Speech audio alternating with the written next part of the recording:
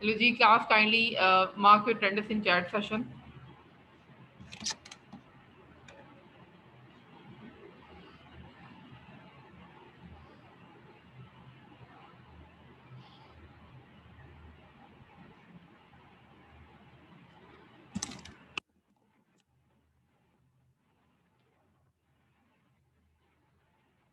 हम लोग previous lecture का थोड़ा सा रिव्यू देखेंगे इसमें कि what is the difference between static and dynamic structures. So who's going to tell me? Please raise your hand. What is the difference between static and dynamic structure?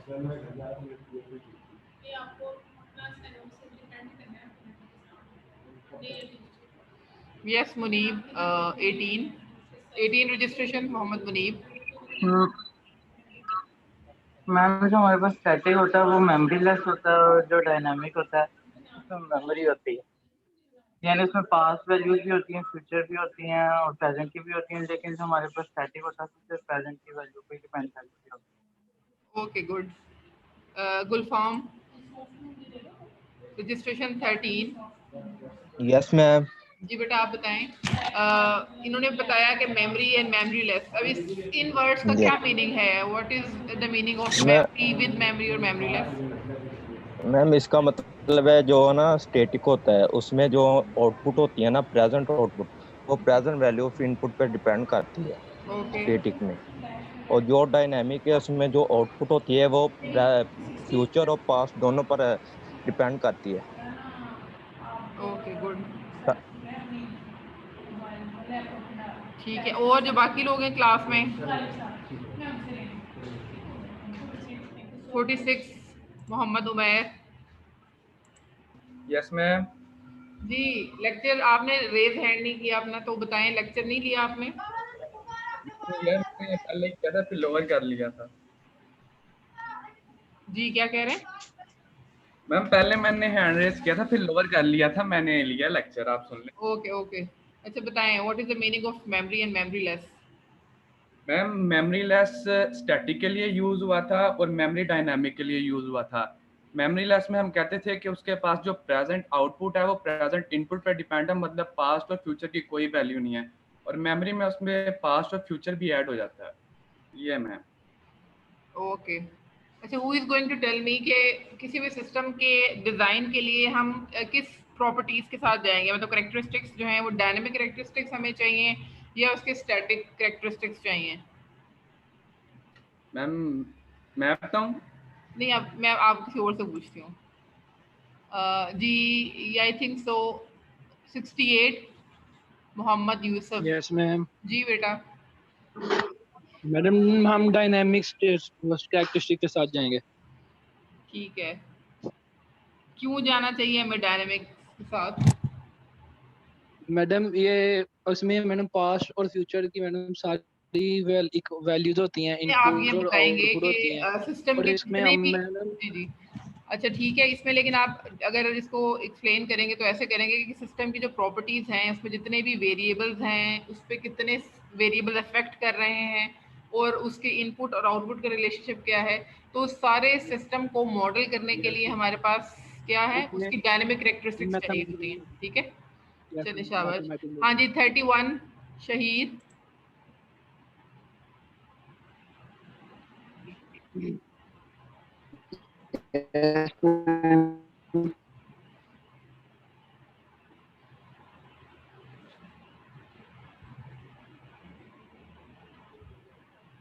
Shaheer आपकी आवाज़ नहीं आ रही है. आई थिंक तो यहाँ से नेट में problem ना हो. शहीर आवाज़ आ रही है? यस मैम आ रही है आपकी आवाज़. जी जी. अब बताएं. एक हमने पढ़ा था मैथमेटिकल मॉडलिंग. मैम यही क्वेश्चन. हाँ मैथमेटिकल मॉडलिंग हम लोगों ने स्टार्ट किया था लास्ट लेक्चर में. समझ में आया कि क्या मॉडलिंग से क्या मतलब है? Yes ma'am. Modelling, what is the modelling, mathematical modelling?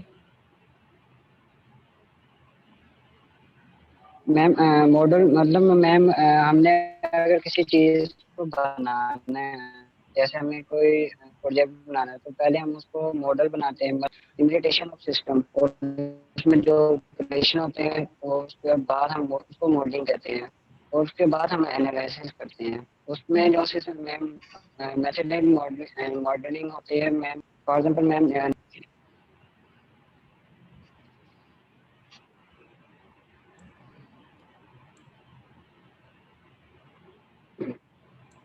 जी ठीक बता रहे हैं। आई थिंक तो आपकी तरफ नेट का प्रॉब्लम है। अच्छा इसके अलावा जैसे ठीक है, गुड। 48। Yes ma'am. जी बेटा आप बताएं, मैंने 3 मेथड्स बताए थे कंट्रोल सिस्टम में जो मोस्टली यूज होते हैं मैथमेटिकल मॉडलिंग के लिए। Yes ma'am. याद है कुछ?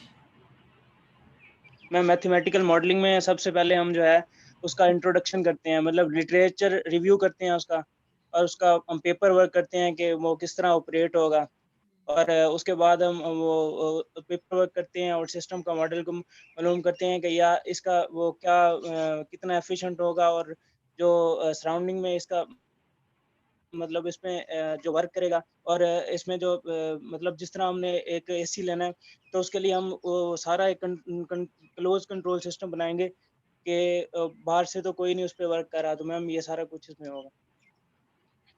ठीक है, लेकिन मैंने क्वेश्चन कुछ और पूछा था, किसको समझ आया question? 3 methods mathematical modelling, 3 methods बताए थे। Yes. Ma'am simplicity. Mohammed Irfan आप बताएं। 36। Yes ma'am. जी बताएं कौन से मैंने 3 मेथड्स डिस्कस किए थे लास्ट लेक्चर में।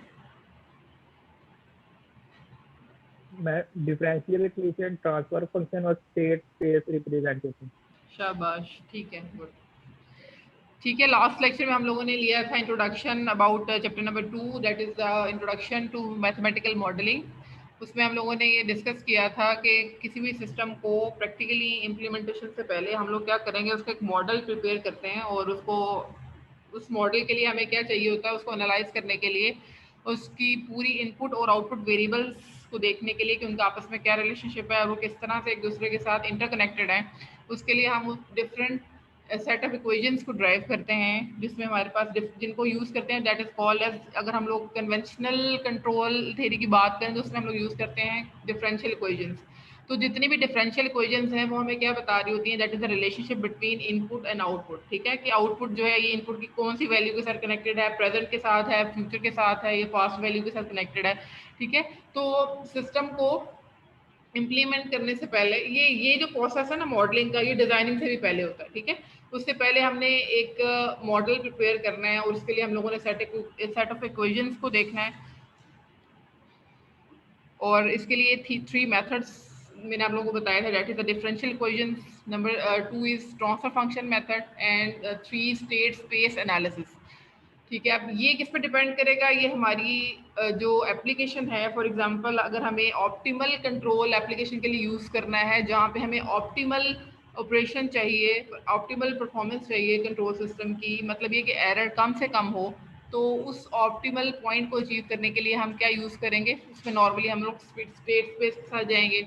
इसके अलावा फिर हमारे पास हम लोगों ने ये देखा था कि अगर फ्रीक्वेंसी रिस्पांस देखना है सिंगल इनपुट सिंगल आउटपुट का, in case of the LTI system, linear time invariant control system में, तो वहाँ पे हम लोग यूज़ करेंगे, मोर प्रेफरेबल होगा ट्रांसफर फंक्शन मेथड। ठीक है, लेकिन ट्रांसफर फंक्शन को भी फाइंड आउट करने के लिए सबसे पहले हम लोगों ने क्या करना है, डिफरेंशियल इक्वेशन को राइट डाउन करेंगे। डिफरेंशियल इक्वेशन को राइट डाउन करने के बाद क्या करेंगे, उसमें हम लोग इसकी जो इनिशियल कंडीशंस हैं उसको जीरो पुट करेंगे, और उसमें अगर इसकी डेफिनेशन को देखेंगे, what is the transfer function, it is the Laplace transform of output to the Laplace transform of input, and condition क्या है ये साथ में हमेशा लाजमी बताना है, at all the initial condition is 0। तो इससे आगे अभी मूव करेंगे, ट्रांसफर फंक्शन तक हम लोगों ने देखा था कि what is the transfer function.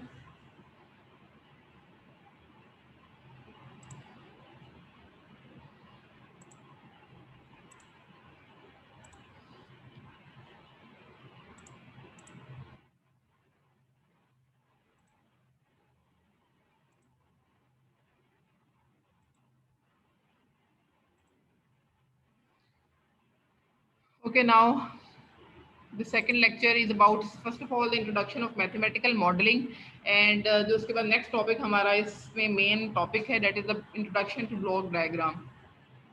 अच्छा, ब्लॉक डायग्राम के बारे में थोड़ा सा आप लोगों ने मे बी थोड़ा सा आइडिया भी हो जाएगा कि what is the block diagram, कि इसमें डिफरेंट ब्लॉक्स होंगे, ठीक है। एक ऐसी डायग्राम जिसमें डिफरेंट ब्लॉक्स हैं, वो ब्लॉक्स क्या बता रहे होंगे, a block diagram of a system is a pictorial representation of the functions performed by each component and of the flow of signals, ठीक है।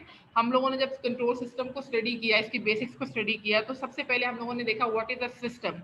सिस्टम के लिए क्या बताया कि ऐसी चीज है सिस्टम। सिस्टम क्या है, that is the interconnection of various components, ठीक है, जिसमें हमारे पास वेरियस कंपोनेंट्स हैं और हर कंपोनेंट का एक ऑपरेशन है और वो आपस में क्या है, इंटरकनेक्टेड है। और अगर कंट्रोल की बात करेंगे तो हमने ये देखना है कि हम उन कंपोनेंट्स के ऑपरेशन को कैसे कंट्रोल कर रहे हैं, तो ये क्या हो जाएगा, कंट्रोल सिस्टम।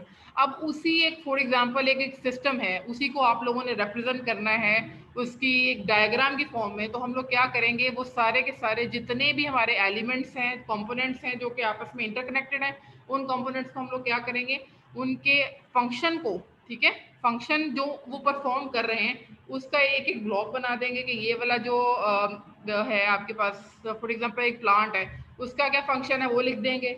अगर एक कंट्रोलर है तो उसका फंक्शन लिख देंगे। मतलब हम लोगों ने यहाँ पे ये नहीं बताना कि जी फंक्शन एक्चुअली प्लांट को फिजिकली बता रहे हैं, डिस्क्राइब करें कि इसमें कौन कौन से कंपोनेंट्स हैं।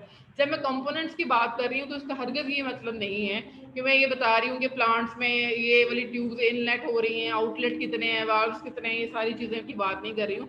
When the talking about a block diagram, इसका मतलब ये है कि वो जो एलिमेंट्स हैं वो उनके हम लोगों ने फंक्शन वहाँ पे लिखने हैं, ठीक है।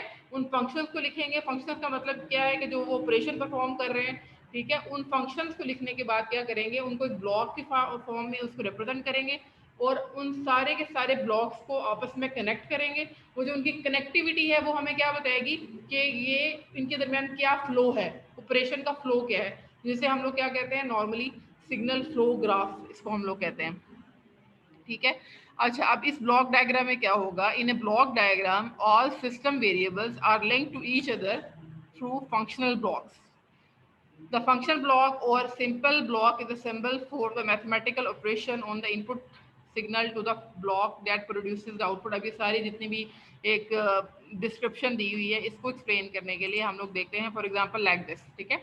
अगर हम लोग इसकी थोड़ी सी आगे आपको देखूंगे ब्लॉक डायग्राम, आपको बताऊं कि फॉर एग्जांपल ये देखें आप लोग, ये एग्जांपल मैंने इसलिए लिया ताकि आप लोगों को थोड़ा सा आइडिया हो जाए कि ब्लॉक डायग्राम क्या है। अच्छा, अब ये है एक ब्लॉक डायग्राम, ठीक है, जिसमें क्या है, फॉर एग्जाम्पल हो सकता है कि ये G4 जो है ये एक प्लांट का ट्रांसफर फंक्शन हो, G1 जो है यहाँ पे तो कंट्रोलर लगा हुआ है ये उसका फंक्शन है। मतलब ये डिफरेंट एलिमेंट्स के क्या है आपके पास, डिफरेंट फंक्शंस हैं, ठीक है, उनके फंक्शंस हैं। अब इनके दरमियान हम लोगों ने क्या करना है, इन ब्लॉक्स को हम लोगों ने डिफरेंट जो है वो कनेक्शंस के थ्रू इसको कनेक्ट किया हुआ है।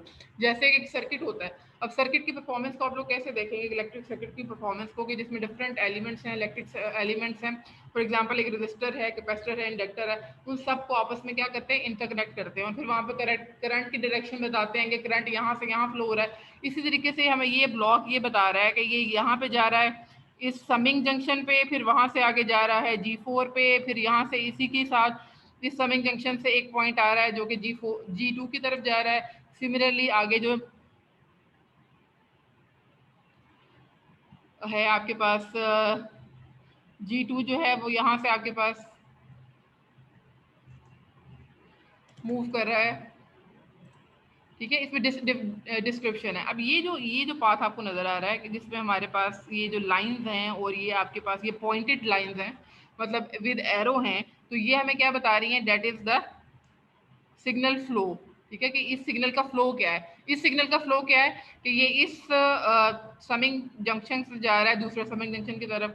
अब इस एरो का क्या आपके पास फ्लो है, that is moving from this summing junction to this towards this block, ठीक है। तो हमारे पास बेसिकली ये एक ब्लॉक डायग्राम है जिसमें हमारे पास डिफरेंट जो एलिमेंट्स हैं उनके ऑपरेशंस को या उनके फंक्शंस को हम लोगों ने ब्लॉक के फॉर्म में रिप्रेजेंट किया है और उनको आपस में कनेक्टेड किया है, और जो कनेक्शंस हैं उनके जिनके थ्रू हमने कनेक्ट किया है वो एक एरोज हैं और उन एरोज को हम लोग कहते हैं सिग्नल। और वो जो सारे के सारे हमारे पास जिस तरह वो मूव कर रहे हैं वो पूरे का पूरा हमारे पास क्या बन जाएगा, एक सिग्नल फ्लो बन जाएगा, ठीक है। So collectively it is called as block diagram.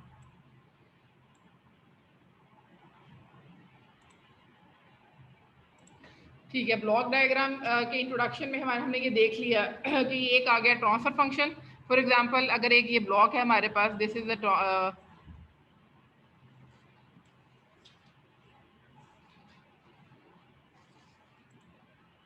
ठीक है,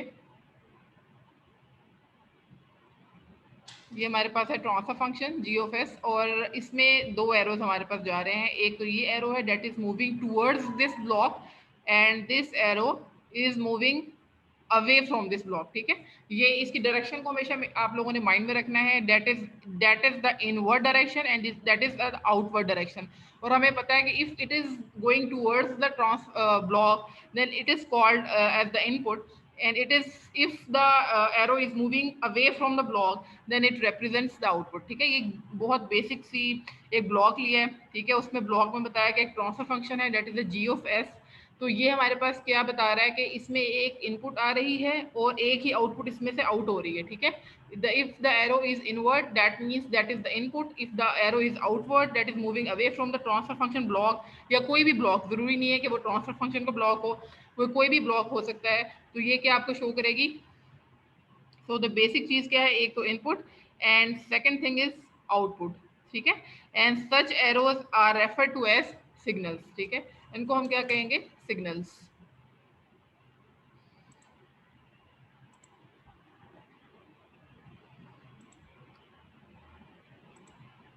ओके, नेक्स्ट इज इसमें आगे डिफरेंट एक्सप्लेनेशंस हैं, डिफरेंट कंपोनेंट्स हैं, लाइक समिंग पॉइंट है, ब्रांच पॉइंट क्या है, इनको माइंड में होना ज़रूरी है। अच्छा, समिंग पॉइंट क्या है?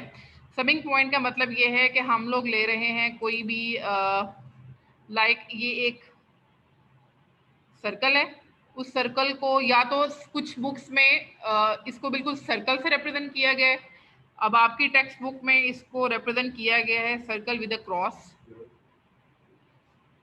circle with cross and plus sign and negative sign. And what is the meaning of plus sign and negative sign? इस summing point का क्या मतलब है? Summing point means that जितनी भी inputs इसकी तरफ आ रही हैं, it can be one, more than one. One obviously अगर हम लोग addition या subtraction की बात कर रहे हैं, तो ये इसको हम लोग कहते हैं this is called as the summing operation, ठीक है। तो समिंग ऑपरेटर को हम लोग कैसे करेंगे, इसको हम लोग एक सर्कल से रिप्रेजेंट करेंगे और इसके बिटवीन होगी एक क्रॉस लाइन, और इसको हम लोग क्या कहेंगे, एक समिंग ऑपरेशन, ठीक है। और ये समिंग ऑपरेशन जो है ये प्लस भी हो सकता है और माइनस भी हो सकता है, ठीक है। और ये देखिए वैल्यूज को हम या तो प्लस कर रहे हैं, ऐड कर रहे हैं उसमें, या फिर नेगेटिव कर रहे हैं। अब ये वाला हमें जो लाइक दिस, ये वाली जो डायग्राम है ये हमें क्या बता रही है, दिस इज सिग्नल जो है वो ऐड हो रहा है, इसमें क्वांटिटीज ऐड भी हो सकती हैं, सब्ट्रैक्ट भी हो सकती हैं, लेकिन उनके लिए क्या कंडीशन है, they having the same dimensions and the same units, ठीक है। अगर उनकी directions, dimensions and unit same है तो देन उनको हम लोग ऐड भी कर सकते हैं और सब्ट्रैक्ट भी कर सकते हैं। इसमें हमारे पास दो इनपुट हैं, क्योंकि ये एरो हमें ये बता रहा है कि इसकी डायरेक्शन इनवर्ड है, that is the one, that is the input A. ये हम लोगों ने क्या ले ली, ए वेरिएबल के साथ इसको शो कर दिया, दूसरी इनपुट को किस वेरिएबल के साथ शो कर दी, दैट इज द बी। और ए को हम लोग जो है वो यहाँ पर ए यहाँ पे प्लस के साथ आ रही है, और जो है बी जो है यहाँ पे क्या हो रही है, नेगेटिव, ठीक है। तो ये a प्लस बी नहीं होगा, ये क्या होगा, a नेगेटिव बी। और a नेगेटिव बी बेसिकली क्या है कि इस समिंग ऑपरेशन के बाद ये आउटपुट क्या आ रही है, that is moving away from this summing block. तो उसको हम लोग क्या कहेंगे, ये हमारी क्या है, आउटपुट है। इनपुट हमारे पास दो थी, a थी और b इनपुट है, और इन दोनों को हम लोग क्या कर रहे हैं, इसमें सब्ट्रैक्शन ऑपरेशन परफॉर्म कर रहे हैं। तो और इसके आउटपुट हमारे पास क्या है, a नेगेटिव बी। अच्छा, लाइक आगे है next, branch point. A branch point is a point from which the signal from a block goes concurrently to other blocks or summing point. अब इसका क्या मतलब है, इसको हम लोग कहते हैं, it is also called as a branch point और it is also called as take off. Okay, like this कि अगर हमारे पास एक सिग्नल आ रहा है,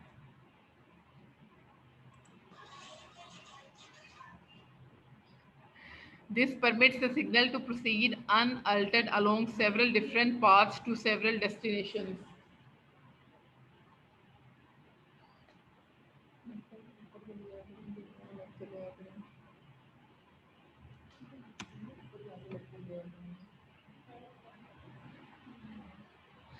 ओके लाइक दिस के ये हमारे पास एक इनपुट है दैट इज द एक्स, और ये आगे से हमारे पास क्या हो रही है, ये डिस्ट्रीब्यूट हो रही है डिफरेंट पॉइंट्स पे लाइक दिस। एक ही पॉइंट से ये जा रही है 3 डिफरेंट डायरेक्शंस में। जरूरी नहीं है कि 3 में जाए, 2 में भी जा सकती है, 4 में भी जा सकती है, multiple paths, several different paths. ठीक है, तो ये जो पॉइंट है जहाँ से ये डिस्ट्रीब्यूट हो रही है, इस पॉइंट को हम लोग क्या कहेंगे, this point is called as take off point. ठीक है, तो in order to have the same signal or variable we input more than one block। ठीक है, take off point is use करेंगे इसको हम लोग। एंड लाइक दिस, इस एग्जांपल में भी हमारे पास क्या है, ये हमारे पास क्या है, टेक ऑफ पॉइंट। इसके आगे सारी जब एग्जांपल्स करेंगे तो आपको इसकी मजीद इसमें क्लैरिटी होती जाएगी। ठीक है, अभी तक हम लोगों ने एक देखा समिंग ऑपरेटर्स, ये डिफरेंट ऑपरेशन है इसमें। एक तो समिंग ऑपरेशन हम लोगों ने देखा, ऑपरेटर देखा, और सेकेंडली हम लोगों ने देखा ब्रांच पॉइंट। अच्छा, advantages of block diagram. What are the advantages of block diagrams? Advantages of block diagram representation of a system are that it is easy to form the overall block diagram for the entire system। ठीक है, मतलब क्या है कि इसमें हमारे पास क्या फ़ायदा है, इसमें हमें क्या एडवांटेज है। एडवांटेज हमारे पास ऑब्वियसली बहुत सिंपल सा है, वो क्या है कि जिसमें डिफरेंट ब्लॉक्स हैं। ठीक है, इन डिफरेंट ब्लॉक्स जो हैं वो शो कर रहे हैं कि हमारे हर एलिमेंट के फंक्शन को और इस सारे के सारे एलिमेंट्स को हमने आपस में कनेक्ट किया हुआ है। ठीक है, इनके फंक्शंस आपस में एक दूसरे के साथ कैसे कनेक्टेड हैं, इसको हम लोगों ने कनेक्ट किया हुआ है। तो ये पूरी जो ब्लॉक डायग्राम है, ये आपके सिस्टम की एक ट्रू रिप्रेजेंटेशन है। ठीक है, मतलब उस सिस्टम में क्या हो रहा है, उसका सिग्नल का फ्लो कैसे है, और उसके अलावा कैसे हम लोगों ने कंट्रीब्यूशन किया है हर कंपोनेंट का। तो इससे हम लोग क्या कर सकते हैं, इस डायग्राम को देखते हुए हम उस पूरे सिस्टम के ऑपरेशन को इजीली अंडरस्टैंड कर सकते हैं। इसके अलावा उसकी परफॉर्मेंस ओवरऑल परफॉर्मेंस एनालिसिस को विजुलाइज करना बहुत आसान है। इसके अलावा functional operation can be visualise, yes वही पॉइंट कि इसको हम लोग विजुलाइज कर सकते हैं कि सिर्फ हम लोगों के पास ब्लॉक डायग्राम है तो हम उस पूरे सिस्टम के फंक्शनल ऑपरेशन को विजुलाइज कर सकते हैं, रादर देन कि वो इसके फिजिकल सिस्टम को इटसेल्फ जो है वो हम लोग एग्जामिन करें। ठीक है, तो सम पॉइंट्स में ऐसा भी होता है कि आपको फिजिकली सिस्टम को एग्जामिन करना पॉसिबल भी नहीं होता। वहाँ पे हमारे पास एक ब्लॉक डायग्राम्स होती है, जैसे कि कंट्रोल रूम्स होते हैं, वहाँ पे हमारे पास क्या पूरे प्लांट्स के हमारे पास ऐसी डायग्राम्स बनी हुई होती हैं जो हमें ये बता रही हैं कि यहाँ पे डिफरेंट कंपोनेंट्स हैं और इनका सब ऑपरेशन हैं और ये सब आपस में कैसे कनेक्टेड हैं। तो ये इनका सबसे बड़ा एडवांटेज ये है। ठीक है, और इसके अलावा हमारे पास क्या है कि the block diagram it contains the information concerning the dynamic behaviour but it does not include any information on the physical construction of the system. ठीक है, वही पॉइंट बार बार रिपीट हो रहा है, that is not, block diagram ने ये information ही आपको देनी कि इसकी फिजिकल कंस्ट्रक्शन किस तरह की है, कहाँ पे किस तरह से, लेकिन हाँ आपको ये बताएगा कि यहाँ पे ये पॉइंट है और इसका ऑपरेशन क्या है। ठीक है, और इसके अलावा ये क्या है कि आपको बताता है it is about the dynamic behavior of the system।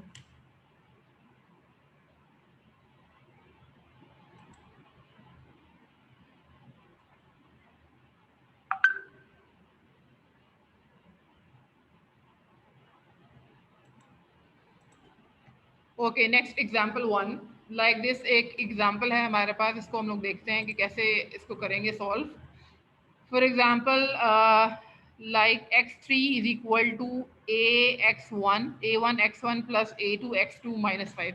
एक चीज़ क्लियर है, वो क्या चीज़ है कि हमारे पास ये जो आपकी इक्वेशन की लेफ्ट साइड है, ये हमारे पास क्या आ रही है, सिस्टम की आउटपुट आ रही है, and this is the system की इनपुट है। ठीक है, इसका मतलब क्या है कि आउटपुट हमारे पास क्या है, that is the x3, input हमारे पास क्या है x1 x2 और 5 एक कांस्टेंट है। ठीक है, ये हमारे वेरिएबल्स हैं x1 x2। अच्छा, या तो हमारे पास इसके डिफरेंट, इसको विजुलाइज करने के डिफरेंट तरीके हो सकते हैं। जब ब्लॉक डायग्राम अप्रोच में अगर फॉर एग्जांपल एक ब्लॉक डायग्राम गिवन है और उसको आप लोगों ने सॉल्व करना है स्टेप बाय स्टेप, तो ये ज़रूरी नहीं है कि हर स्टूडेंट की अप्रोच एक ही हो और वो एक ही माइंड सेट के साथ। मैं आपको सिर्फ मेथड्स बताऊंगी कि इसको रिडक्शन करने के मेथड्स क्या हैं, लेकिन वो थिंकिंग चेंज, लेकिन एंड रिजल्ट जो है वो आपको मिलना चाहिए कि अल्टीमेटली हम उस किसी ना किसी एंड रिजल्ट पे पहुंचे। ठीक है, अच्छा, अब इससे हम लोगों ने क्या बताया कि जो इनपुट है a1 x1 आ रही है, फिर उसके बाद a2 x2 है और फिर उसके बाद 5 है। ये दो जो है आपके पास क्या हो रही हैं, ऐड। अब हमारे पास ये नहीं है कि हम लोग कोई डिफरेंट समिंग ऑपरेटर्स यहाँ पे ऐड करें, नहीं, एक ही समिंग ऑपरेटर है और वो हम लोगों ने लिया है जिसमें हमने ये बता दिया कि एक इनपुट ये आ रही है, एक इनपुट ये वाली आ रही है और एक इनपुट क्या आ रही है, दिस वन, 5 कांस्टेंट नंबर। अब ये भी क्या आ रही है प्लस साइन के साथ, ये भी प्लस साइन के साथ, and this is the minus sign. और अल्टीमेटली जो आउटपुट है डेट इज x3, ये हमें क्या बताएगी, that is the relationship is equal to a1 x1 plus a2 x2 minus 5। ठीक है, अब ये फर्दर इसने इसको एक्सप्लेन किया है कि व्हाट इज द a1। ठीक है, अगर फॉर एग्जांपल एक वेरिएबल, तो ऑब्वियसली इनपुट जो है वो x1 है, it is not the a1। x1 x2 x3 जो हमारे वेरिएबल्स हैं ये हमारे पास क्या होंगे, इनपुट होंगी। अच्छा, ये a1 हमारे पास क्या है, इसको हम लोगों ने देखना है कि ये एक मल्टीप्लिकेशन ब्लॉक है। ठीक है, ये देखो लाइक दिस, ये a1 कैसे बना है कि यहाँ पे इनपुट आ रही थी x1 और ये a1 ब्लॉक के साथ अगर इस तरह से आ रही है कोई भी, इसका मतलब ये कि ये चीज़ इसके साथ मल्टीप्लाई हो जाएगी, x1 multiply by a1 and ultimately जो स्टूडेंट्स अभी एनोटेट कर रहे हैं उनके रजिस्ट्रेशन नंबर्स भी मैं नोट कर रही हूँ। मतलब इस तरह की हरकतें इस क्लास में तो बिल्कुल नहीं होगी, बल्कि किसी क्लास में भी अलाउ नहीं है, लेकिन उनके रजिस्ट्रेशन मुझे शो हो रहा है, सारी सेटिंग्स जो है उसमें मुझे शो हो रहा है कि कौन से स्टूडेंट्स जो हैं वो किस तरह की जो है वो कर रहे हैं, तो उनके रजिस्ट्रेशन मैं साथ साथ नोट कर रही हूँ। अहमद 39, तो आप लोग जो है ना वो अपने बिहेवियर्स को ज़रा ठीक करेंगे, क्लास में क्या तरीका है लेक्चर लेने का। अगर लेक्चर में किसी को इंटरेस्ट नहीं है तो वो भी लेक्चर खुद कर सकता है, अटेंडेंस के लिए क्लास में आने की बिल्कुल भी ज़रूरत नहीं है। क्लास वो लोग लें जिनको क्लास में इंटरेस्ट है।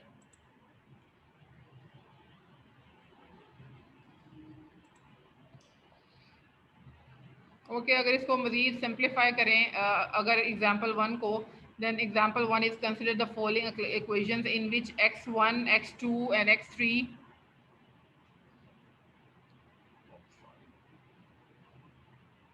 they are the variables. Okay, if they are the variables, ठीक है, a1 a2 जो है वो जनरल कोफिशिएंट्स हैं, या इनको हम लोग क्या कहेंगे, मैथमेटिकल ऑपरेटर्स। तो ये इसकी कंप्लीट जो है वो एक्सप्लेनेशन है। लाइक इसमें एक इनपुट है x1, सेकंड इनपुट है x2, एक आ रहा है कोफिशिएंट, और ये देखें ये हैं आपके पास मैथमेटिकल ऑपरेटर कहते हैं। क्या कहते हैं इसको हम लोग, कोफिशिएंट्स भी कहते हैं, they are called general coefficients और also called as the mathematical operators. x1 is going to multiply by a1 and ultimately यहाँ पे क्या मिलेगा, मैंने क्या बताया कि अगर कोई इनपुट आ रही है किसी ब्लॉक की तरफ और वो क्या होगी, उसके साथ मल्टीप्लाई हो जाएगी, तो इस ब्लॉक की आउटपुट क्या होगी, a1 x1। अब देखो ये इस ब्लॉक की जो आउटपुट है ये जा रही है इस समिंग पॉइंट की तरफ, और सिमिलरली जो x2 है वो a2 के साथ मल्टीप्लाई हो रहा है और ये इनपुट जा रही है इस ब्लॉक की तरफ, एंड लास्ट फाइनल में ये कांस्टेंट है जो कि इस समिंग ब्लॉक की तरफ जा रहा है। अच्छा, इसमें हमें ये डायरेक्शंस यहीं से पता चल जाएंगी कि a1 x1 जो है वो प्लस साइन के साथ है, a2 x2 भी प्लस साइन के साथ है, और जो 5 जो है वो नेगेटिव साइन के साथ है। तो x3 is equal to a1 x1 plus a2 x2 minus 5।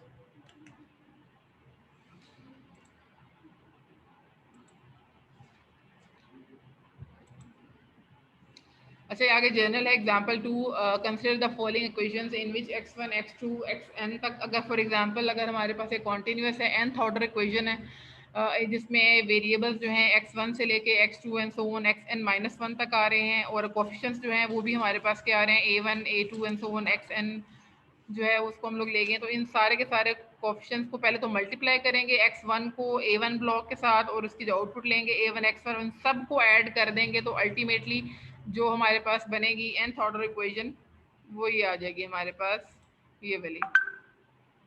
ठीक है, और ये जो कॉन्टिन्यूस साइन है इसका मतलब ये है कि ये कॉन्टिन्यू है।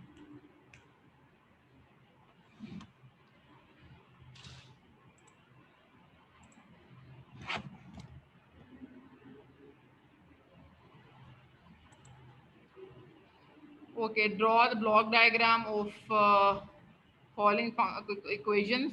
ठीक है, तो इसके लिए आप लोगों ने ये मुझे बताना है, नेक्स्ट टाइम मैं आप लोगों से पूछूंगी कि इसके लिए आप ब्लॉक डायग्राम को कैसे ड्रॉ करेंगे। ये एग्जांपल नंबर 3, इसको नोट कर ले सब लोग, इसको आप लोगों ने करना है। ब्लॉक डायग्राम जैसी भी माइंड में आती है इसको आप लोगों ने मुझे बताना है कि इसको कैसे सॉल्व करेंगे। अच्छा, एक इसमें बहुत इंपॉर्टेंट रिप्रेजेंटेशन है, वो है canonical form of A feedback control system. ठीक है, जैसे हमारे पास क्या डिस्क्राइब किया था हम लोगों ने, दो सिस्टम्स का एनालिसिस किया था। Number one is open loop system और second one is the close loop system. Close loop system इसको हम लोग क्या कहते हैं, इसको या तो हम लोग फीडबैक फॉर्म कहते हैं, that is also called as the canonical form. अगर कहीं पे भी कैनोनिकल फॉर्म लिखा हो तो कैनोनिकल फॉर्म का क्या मतलब है कि ये वो किसकी बात कर रहा है, it is talking about feedback. मतलब कैनोनिकल फॉर्म से कंफ्यूजन कोई नहीं होनी चाहिए, सिर्फ इसे ये क्लियर होना चाहिए कि ये हमारे पास क्या है, फीडबैक की बात कर रहा है। अच्छा, ये वाली ब्लॉक डायग्राम जो है ये बहुत इंपॉर्टेंट है, जिसमें हमारा पूरा ऑपरेशन जो है उसको शो कर रहा है। फॉर एग्जांपल हमारे पास R of s that is the input, ठीक है, ये जा रही है टूवर्ड्स समिंग ऑपरेटर, और इस समिंग ऑपरेटर से आगे जो आउटपुट आ रही है ये आ रहा है एरर, एरर जा रहा है टूवर्ड्स ट्रांसफर फंक्शन, ये वाला जो है आपके पास जी ऑफ एस, और उसके बाद जा रहा है ये सी ऑफ एस क्या है, that is the output, what is the h of S, ये हमारे पास क्या आ रहा है, फीडबैक। अब बेसिकली हो क्या रहा है इसमें, इसमें हमारे पास क्या हो रहा है कि इनपुट दे रहे हैं आर ऑफ एस और आउटपुट हमारे पास क्या है, सी ऑफ एस। अब ये दोनों इस पॉइंट पे हमारे पास क्या है कि ये जो समिंग ऑपरेटर है ये क्या कर रहा है, इसको एच ऑफ एस यहाँ पे मैयर कर रहा है आउटपुट को मैयर करने के बाद इसका और एरर का रिलेशनशिप देख रहा है आउटपुट बिटवीन आउटपुट और इनपुट के बिटवीन, ठीक है। ये लास्ट टाइम भी मैंने आप लोगों को बताया था कि व्हाट इज़ द फीडबैक, कि हम लोग क्या करते हैं कि एक ओपन लूप सिस्टम के फीडबैक में एक मेजरिंग डिवाइस या कोई भी सेंसर हो सकता है जिसको हम लोग कहते हैं फीडबैक में कनेक्ट कर देते हैं, जो कि हमें मेजर करेगा उस आउटपुट को एक सेट पॉइंट के साथ, आइदर हमें डिजायर्ड आउटपुट अचीव हो गई है या नहीं हुई। अगर अचीव नहीं हुई है तो इन दोनों में एरर बताता जाएगा, एरर आगे ट्रांसफ़र होगा सिस्टम में, जो है वो चेंजेस आएंगी और वो अपने सिस्टम को आउटपुट को मॉडिफाई करेगा, और अल्टीमेटली आप इसको इस पॉइंट पे मॉडिफाई कर लेंगे कि आउटपुट जो है वो डिजायर्ड वैल्यू पे आ जाए, ठीक है। तो ये हमारे पास क्या होता है, that is called as the feedback operation. अच्छा, इसकी कुछ इक्वेशंस हैं जो कि बहुत इंपॉर्टेंट है, ये चीज़ें आप लोगों ने याद रखनी है। Like open loop transfer function क्या है इसमें, ये समझ लें कि ये डेफिनेशंस हैं, ये आप लोगों को आनी चाहिए, ठीक है। Open loop transfer function, what is the open loop transfer function, ये किसके इक्वल है, b of s multiply by e of s. अब ई ऑफ एस किसके इक्वल है, e of s is further equal to the h of s. इसके लिए हम लोग एक स्लाइड है इसमें, वहाँ पे ये बहुत क्लियरली मेंशन है।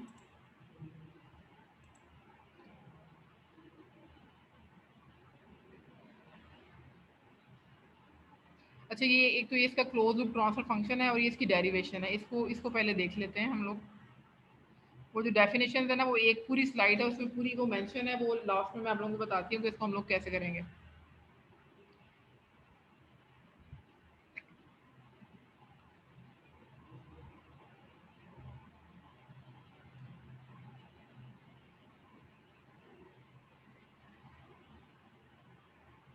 यस मुर्तजा, मैम मैंने ये कहना था, यस मैम, मैम ये ना कैनोनिकल फॉर्म जो है वो ब्लॉक डायग्राम वो रिपीट करते हैं ऊपर, कैनोनिकल फॉर्म की जो ब्लॉक डायग्राम बताइए। ओके।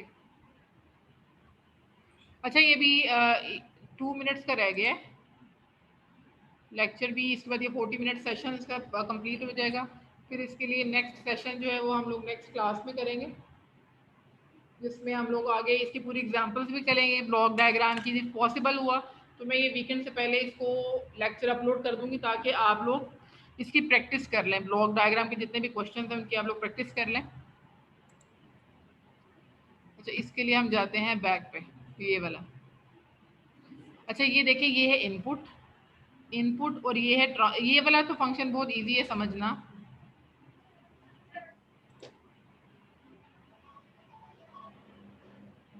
ये वाला पाथ, ये है ट्रांसफर फंक्शन, और यहाँ पे आ रही है इनपुट, और इनपुट के बाद एरर कैलकुलेट हो रहा है। एरर बेसिकली किसके बिटवीन आ रहा है, यहाँ से हमारे पास आ रही है इनपुट और आउटपुट के बिटवीन एरर आ रहा है, ठीक है।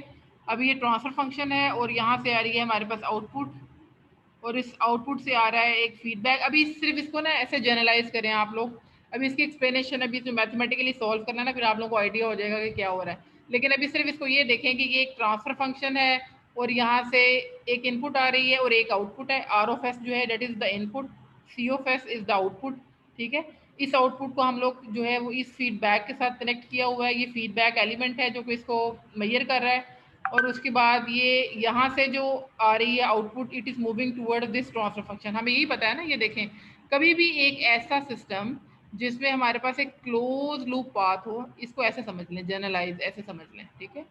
जनरलाइज ये है कि ये आपके पास फीड फॉरवर्ड पाथ है। एक दो तरह के हमारे पास पाथ है, एक होता है फीड फॉरवर्ड और दूसरा हमारे पास होता है फीडबैक। फीड फॉरवर्ड का क्या मतलब है कि जो कि बिल्कुल स्ट्रेट जा रहा है, ठीक है, स्ट्रेट जा रहा है एक ही डायरेक्शन में। अगर हमारे पास फीडबैक की बात करेंगे तो वो यहाँ से इस पॉइंट से ये क्या आ रहा है, बैक, मतलब बैक का क्या मतलब है कि ये वापस जा रहा है इनपुट की तरफ, ठीक है।